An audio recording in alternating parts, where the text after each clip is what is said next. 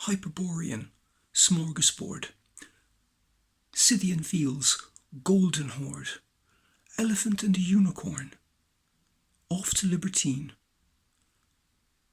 Origamo Ornate, Soundly Pristine. That's an extract from a poem of mine called The Ballad of Medúlla Komið. That's actually from the album of mine called Medúlla Komið. Medúlla Komið is a bit of a gem. I don't really speak about it a whole lot. Maybe I should. Kind of akin to my acoustic guitar playing. When I used to do interviews, never spoke about that. Nor Cillian Murphy, actually. So I wouldn't take it personal because I didn't speak about my acoustic guitar playing. I never spoke about that. So Medúlla Komið, the album that produced Origamo, which kind of spawned our kind of hip-hop subgenre. Also Technicon, which is a kind of a bifurcation of Keith Emerson and Squarebusher, or Smorgasbord, which is kind of redolent of Aphex Twin. Amber Waves, tinges of BOC, or the pointillistic ambience of the Elephant and the Unicorn. Also, the title track, Medúlla Komið. I mean, you could contemplate like the, Björk's vocalizations in the ether, pop infused, and one could conceive that. The magnum opus of the postmodern classicism of Hyperborean 2, drones, electronic pastoral textures and Arco Ostinati. Fantastic little tune.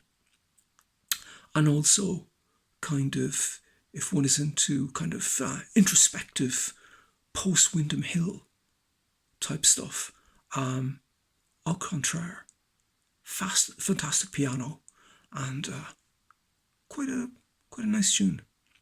I've never played with Björk.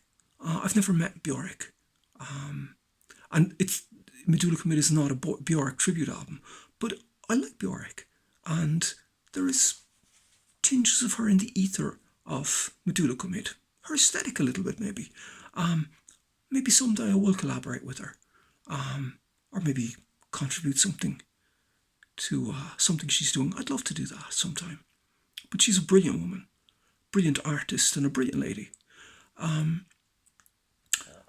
Also, driving in Iceland, I already kind of paid a little petty homage to Iceland with Driving in Iceland, obviously.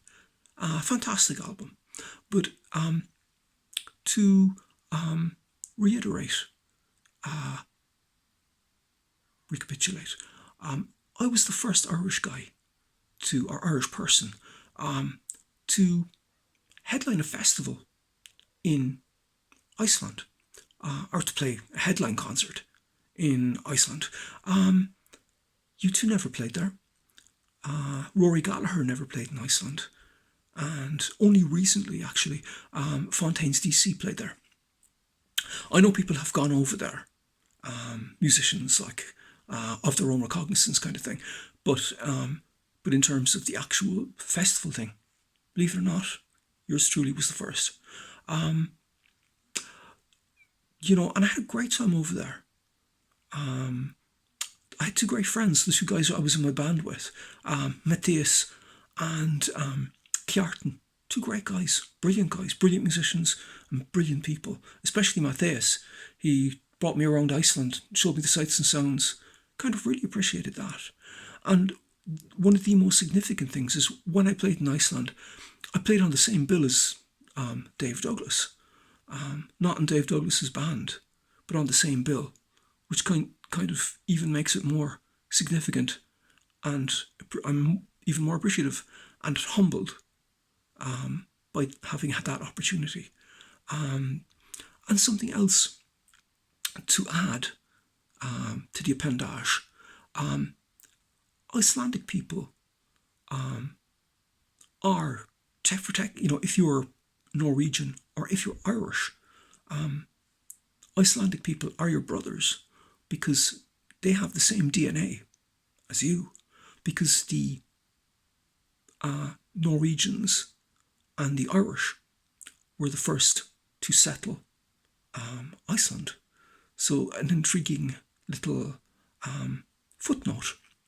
And I'd like to say thanks actually to the Icelandic people for their generosity, their hospitality, and bequeathing that honour upon me. I really appreciate that. And also, the road to Iceland was the road to Seattle, and Zemlya with Eyvind Kang. They put me on to him, and he's half Icelandic because his mother is Kristjana Gunnarsson, and she's an Icelandic author living in Canada. And although Eyvind lives in Seattle, and we had a great time in the Pacific Northwest, and all that came from Iceland. So thank you for listening.